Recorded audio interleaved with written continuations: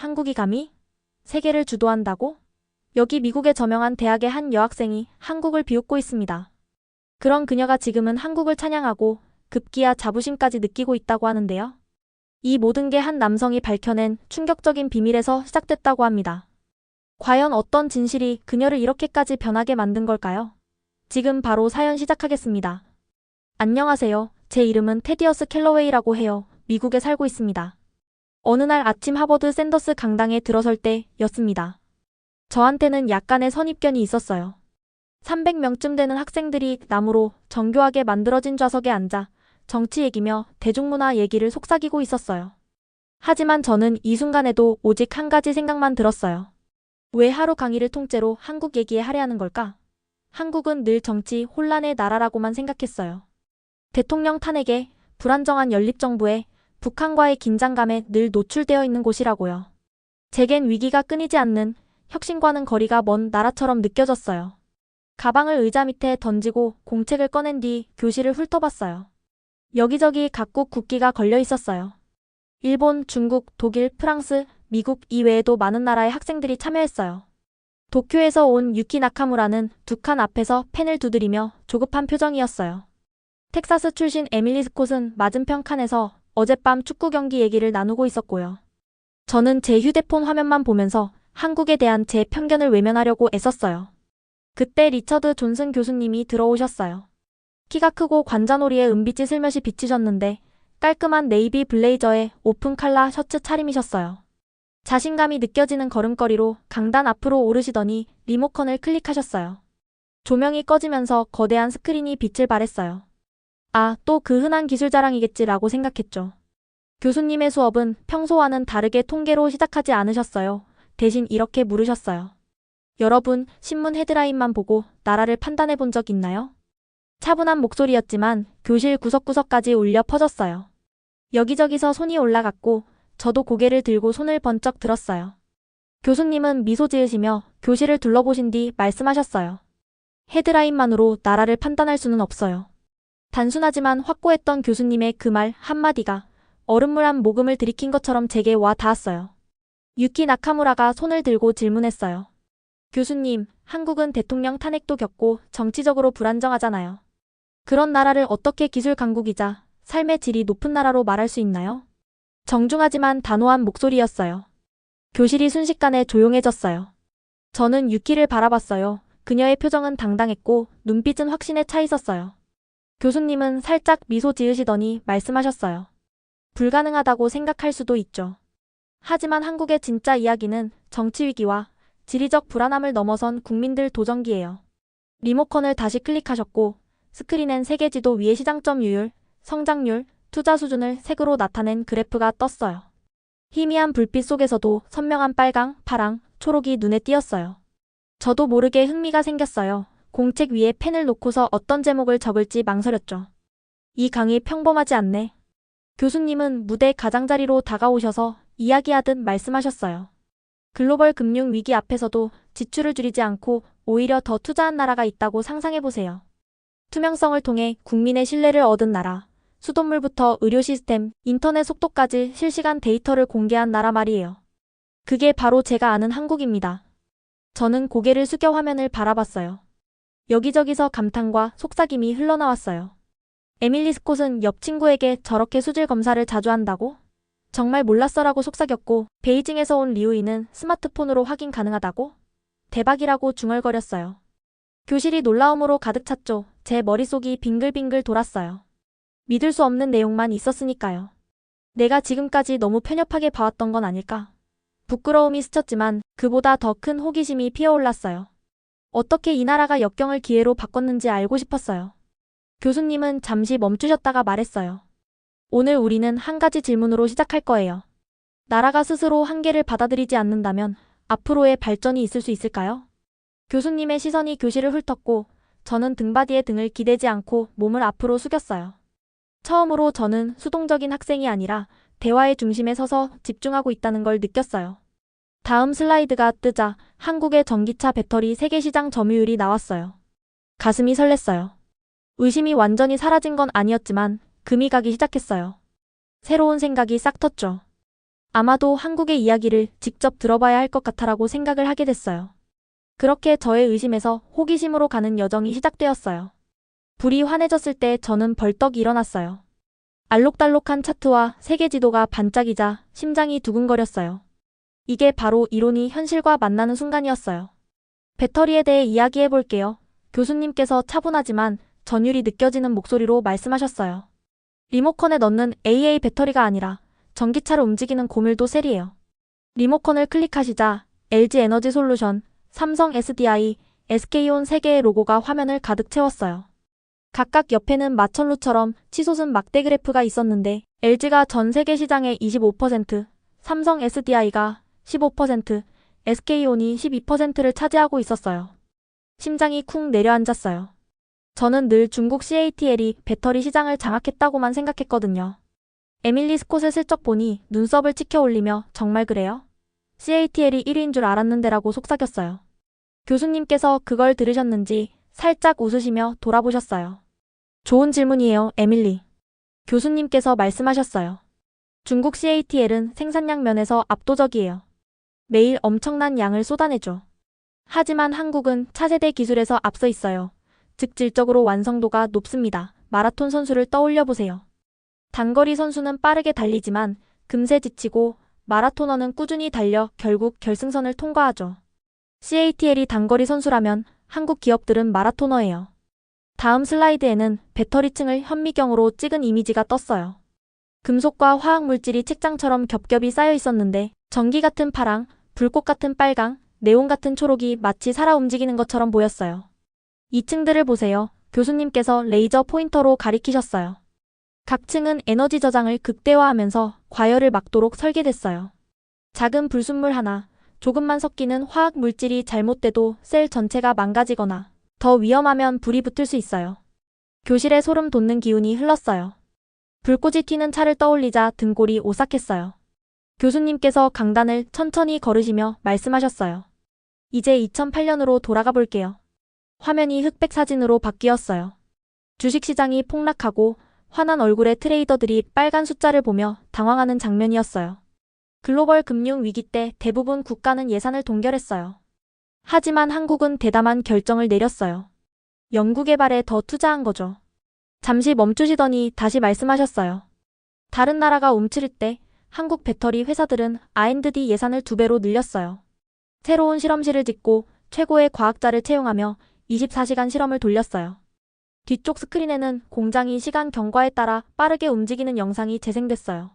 로봇이 정교하게 배터리를 조립하고 엔지니어들이 모니터를 확인하며 용접 로봇에서 불꽃이 튀었어요. 마치 개미집이 첨단 기계로 재탄생한 듯 보였어요. 저는 마치 오존 냄새가 나는 듯 했고 기계가 윙윙대는 소리가 들리는 것 같았어요. 베이징에서 온 리우이가 친구 팔을 톡톡 건드리며 정말 모든 걸 걸었나 봐라고 속삭였어요. 저도 고개를 끄덕였어요. 온몸에 전율이 흘렀거든요. 바로 그거예요. 교수님께서 영상을 멈추시고 말씀하셨어요. 국가가 위기에 빠져 있을 때 그들은 미래를 위한 발걸음을 디뎌둬요. 그 부분은 성공적이었죠. 리모컨을 다시 클릭하시자 세계 지도가 초록점으로 가득 차기 시작했어요. 유럽, 북미, 아시아 곳곳에 한국 배터리 공장이 세워진 모습이었어요. 지금 포드, 폭스바겐, 테슬라 같은 자동차 회사들이 한국 배터리에 의존해요. 한국의 질 좋은 배터리들이 전기차 혁명의 심장이죠. 에밀리가 손을 들고 물었어요. 교수님, 중국은 왜 같은 전략을 안 썼나요?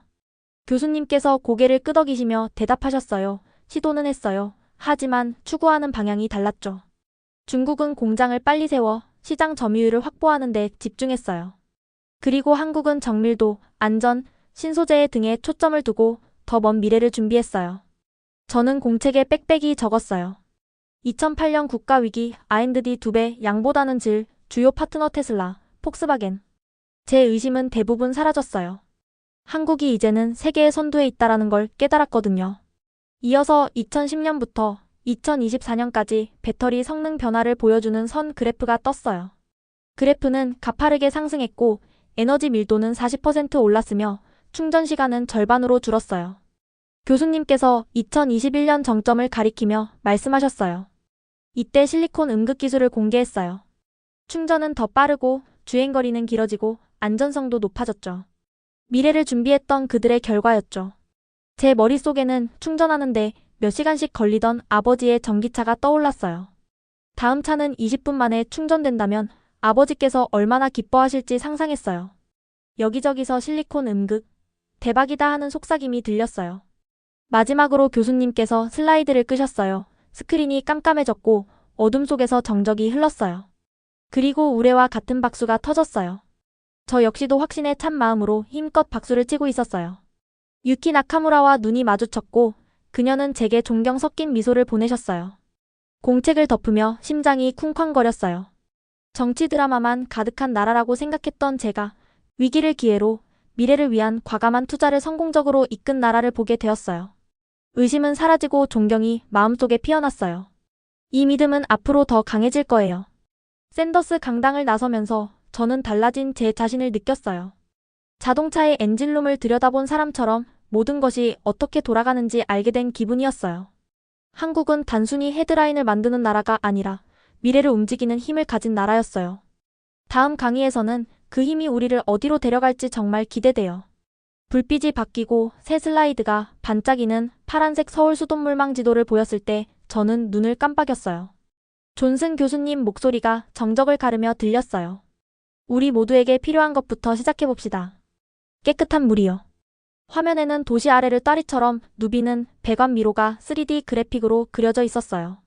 저는 금속 관 속을 체크하는 작은 기기들이 정교하게 스캔하는 모습을 상상했어요. 교수님께서는 한국의 아리수 수돗물 시스템이 5시간마다 수질 검사를 한다고 설명하셨어요. 5시간이에요. 교수님께서 거듭 말씀하셨어요. 수원에서 수도꼭지까지 배관 안에 설치된 CCTV로 실시간 모니터링합니다. 저는 펜을 들고 앞으로 몸을 기울였어요. 실시간 CCTV라니 물이 흐르는 모습을 직접 본다고 생각해 본 적이 없었거든요. 다시 리모컨을 클릭하시자 그래픽이 제어실 화면으로 확대됐어요. 모니터 줄마다 초록색 체크 표시와 색깔별 경고 아이콘이 반짝였어요. 여기 엔지니어들이 한 방울도 놓치지 않고 감시합니다. 교수님께서 말씀하셨어요. 염소 농도가 떨어지거나 탁도가 올라가면 즉시 알 수 있어요. 시민들도 스마트폰 앱으로 데이터를 확인할 수 있습니다. 화면 속 모조 스마트폰에는 pH 잔류염소, 수온이 알록달록한 아이콘으로 정리된 깔끔한 인터페이스가 떠 있었어요. 중국에서 온 리우이가 속삭였어요. 아무나 앱을 열어서 수돗물이 안전한지 볼 수 있다는 말이에요. 저는 옆에서 고개를 끄덕이며 놀라움과 안도감을 함께 느꼈어요. 집에선 가끔 수돗물 맛이 의심됐는데 여기서는 사람들이 완전히 믿고 마신다니요. 공책의 아리수 5시간 검사, CCTV 앱 공개라고 적었어요. 눈을 깜빡할 새도 없이 다음 슬라이드가 떴어요. 물방울이 작은 다이아몬드처럼 맺힌 반짝이는 유리잔 사진이었어요. 교수님께서 미소 지으시며 말씀하셨어요. 이건 단순한 물 이야기가 아니에요. 투명성과 신뢰의 상징이죠. 하루 전만 해도 잘 몰랐던 나라가 자랑스럽게 느껴졌어요. 꼭 제가 한국인인 것처럼 말이죠. 곧이어 강의실이 어두워지면서 다음 주제가 나타났어요. 은빛 프리스비처럼 반짝이는 반도체 웨이퍼가 층층이 쌓여 있었어요. 심장이 쿵쿵 뛰었어요. 한국이 칩을 만든다는 얘긴 들었지만 이렇게 가까이서 본 건 처음이었거든요. 교수님 목소리가 울렸어요. 반도체는 현대 기술의 두뇌입니다. 그 말씀과 함께 짧은 영상이 재생됐어요. 클린룸 안에서 흰색 수트를 입은 엔지니어들이 윙윙거리는 기계 사이를 오가고 있었어요. 로봇팔이 웨이퍼를 집어 화학용액에 담근 뒤 레이저 아래로 옮기면 표면에 반짝이는 빛이 춤을 췄어요. 마치 SF 영화 한 장면 같았어요. 미래적이고 정교하며 마법 같았어요. 삼성전자와 SK하이닉스는 수십 년간 메모리 반도체를 주도해왔습니다. 그래프가 나타나 두 회사의 세계 시장 점유율이 합쳐서 60%를 넘는 걸 보여줬어요. 저는 제 스마트폰, 노트북, 집에 있는 게임 콘솔까지 모두 여기서 만든 칩으로 움직인다고 떠올렸어요. 중국 학생 한차오가 손을 들었어요.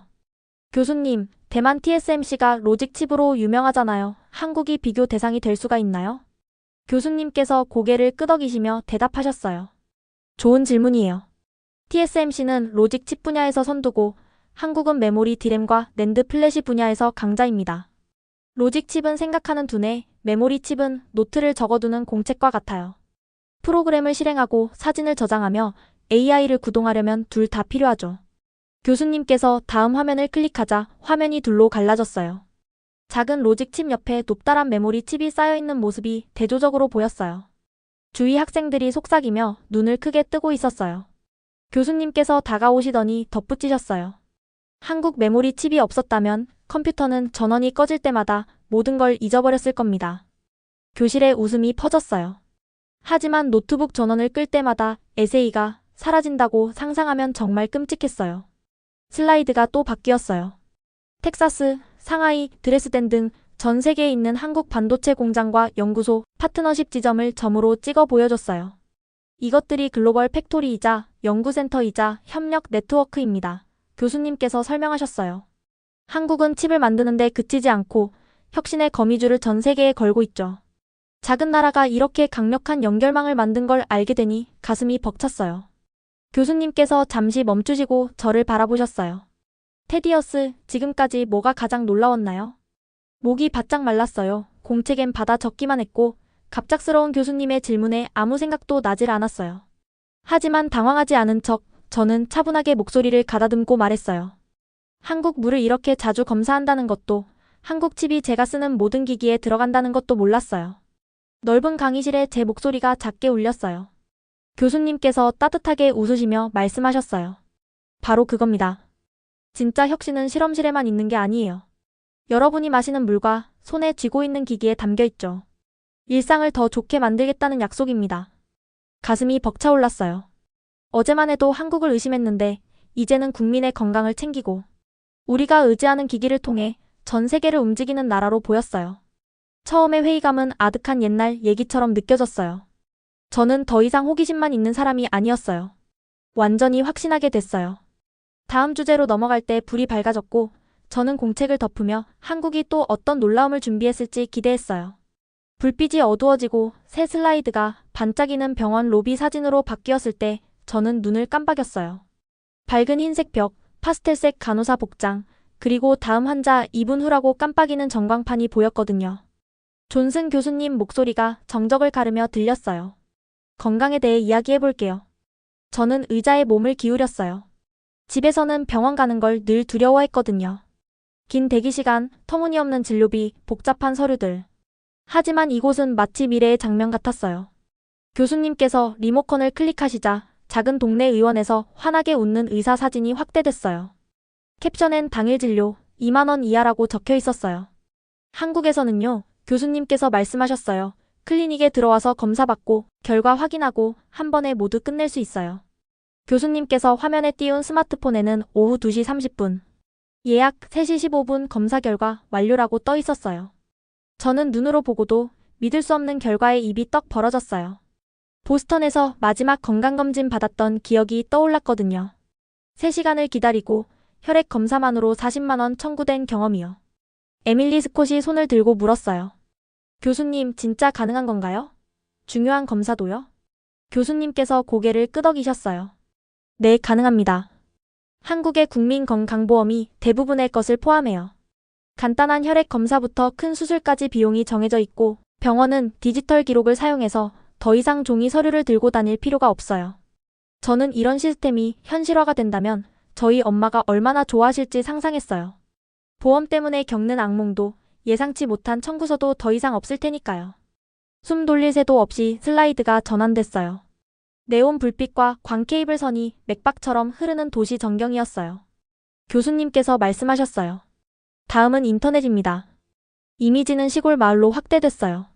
농부들이 태블릿으로 일기예보를 확인하고 있었어요. 해안 마을로 또 바뀌었는데 어부들이 휴대폰으로 주식 시세를 실시간 스트리밍하고 있었어요. 한국의 평균 인터넷 속도는 230mbps로 세계 1위예요. 저는 몇 초 만에 영화 한 편을 다운받고 음악을 끊김없이 스트리밍하며 산골 마을에서도 똑같이 빠른 속도를 누릴 수 있다는 걸 떠올렸어요. 독일에서 온 한스 밀러가 제 옆에서 우리는 한국의 절반 속도만 나와도 운이 좋은 거예요 라고 속삭였어요. 교수님께서 스마트폰 속 속도 측정 앱 화면을 띄우셨는데 다운로드 250mbps, 업로드 200mbps, 핑 신미즈가 찍혀 있었어요. 교수님께서 미소 지으시며 말씀하셨어요. 빠른 것만으로는 충분하지 않아요. 한국은 고층 빌딩부터 농가 밭까지 모든 곳에 광 케이블을 깔았어요. 디지털 평등이란 도시와 농촌 구분 없이 모두에게 같은 기회를 주는 거죠. 저는 가슴이 설렜어요. 이건 단순한 기술이 아니라 모두를 위한 기술이었어요. 계속해서 놀라운 이야기밖에 없었어요. 감탄이 멈출 새 없이 다음 슬라이드가 떴어요. 야간에 촬영된 서울 전경, 도로마다 황금빛 가로등이 줄지어 있고 수십 개의 CCTV가 눈처럼 반짝였어요. 교수님의 목소리가 진지해졌어요. 이번 주제는 안전입니다. 치안과 직결되어 있죠. 리모컨을 클릭하시자 복잡한 거리에서 길을 잃은 관광객이 CCTV 관제센터의 도움으로 가족과 재회하는 영상이 나왔어요. 관제사가 경찰에게 위치를 알려주고 그 영상과 자료를 바탕으로 몇 분 만에 관광객이 안전하게 구조됐죠. 이렇게 빠르게 처리되는 모습에 감탄스러우면서도 소름이 돋았어요. 카메라가 많으면 사생활 침해처럼 느껴질 수도 있지만 여기서는 목숨을 구했거든요. 프랑스에서 온 소피 디부아가 손을 들었어요. 하지만 빅브라더 같지 않나요? 사려 깊게 고개를 끄덕이셨어요. 그럴 수도 있죠. 하지만 한국에서는 시민들이 직접 시스템 설계에 참여했어요. 엄격한 데이터 보호 규칙을 요구했고 카메라는 필요할 때만 녹화하고 일주일 뒤에는 증거에 쓰이지 않는 한 자동 삭제되도록 했습니다. 교수님께서 시민들이 개인정보 보호 규칙에 대해 투표하는 공청회 사진을 띄우셨어요. 저는 수백 명의 시민이 토론하고 합의하는 장면을 상상했어요. 저는 공책의 CCTV는 감시가 아니라 보호, 시민주도적 참여라고 적었어요. 교실 분위기는 회의감에서 존경심으로 바뀌었어요. 한국의 안전망이 두려움이 아니라 신뢰로 짜여 있다는 걸 깨달았거든요. 그리고 마지막 슬라이드가 드라마틱한 효과음과 함께 나타났어요. 은빛 화살처럼 시골을 가로지르는 고속열차 사진이었어요. 캡션엔 서울에서 부산까지 2시간 15분이라고 적혀 있었어요. 제 심장이 쿵 내려앉았어요. 무려 400km의 거리를 2시간 만이라니요. 같은 거리를 이동하는데 미국에서는 암트랙으로 10시간이나 걸렸거든요. 교수님께서 KTX와 SRT 노선을 색색으로 표시한 지도를 띄우셨어요. 한국의 고속철도는 단순히 빠른 열차가 아닙니다. 교수님께서 말씀하셨어요. 모바일 티켓팅, 안면 인식 개찰구, 실시간 운행 정보, 역과 집을 연결하는 셔틀 서비스까지 통합된 시스템이죠. 짧은 영상이 재생됐어요. 여행객이 얼굴을 스캔하고 개찰구를 통과한 뒤 창밖으로 논과 바다가 흐르는 풍경을 보는 장면이었어요. 기차가 바람을 가르고 대지를 질주하는 소리가 거의 최면 같았어요. 저는 속도의 짜릿함과 매끄러운 여행의 자유로움을 느꼈어요. 독일의 마르쿠스 슈미트가 웃으며 말했어요. 유럽에도 빠른 기차가 있지만 우리 앱이나 버스와 연동되는 경우는 드물어요. 교수님께서 크게 웃으시며 대답하셨어요. 통합이 핵심이죠. 한국에서는 출발하고 도착하는 모든 부분을 확인할 수 있어서 연결편을 놓칠 걱정이 없습니다. 불이 밝아지자 강의실이 박수갈채로 가득 찼어요. 저는 공책을 덮으며 머리가 멍해졌어요. 단 몇 시간 만에 돌봄이 있는 건강 시스템, 모두를 연결하는 인터넷, 생명을 지키는 안전망, 국민을 하나로 잇는 고속열차를 봤어요. 저는 속으로 속삭였어요. 한국은 단순히 발전된 나라가 아니에요. 단순한 시스템을 떠나 사람들을 생각하는 나라예요. 저는 오늘 수업까지 모두 듣고서 한국에 대한 존경심과 부러움을 확실하게 느낄 수 있었어요. 한국이 정치적 소음과 불필요한 환경들만 갖고 있는 나라라고 생각하고 왔는데 이제는 사람을 중심에 두고 삶을 더 편하고 행복하게 만드는 시스템을 가진 나라로 보였어요. 물론 모든 국민들, 그리고 더 나아가서는 전 세계 사람들까지도 누릴 수 있는 시스템을 말이죠. 강당을 나설 때 저는 조용한 자부심을 느꼈어요. 한국이 단순히 수치를 나타내는 그래프만이 아니라 모든 시민을 돌보고 기술을 일상에 녹여내는 진짜 진보를 보여줬으니까요. 그 교훈은 평생 잊지 못할 거예요. 이 교훈처럼 한국은 제 마음속에 영원히 남아있을 거예요. 오늘의 사연 들어주셔서 감사합니다. 행복한 하루 보내세요. 구독과 좋아요 눌러주시면 사연 소개에 많은 힘이 됩니다.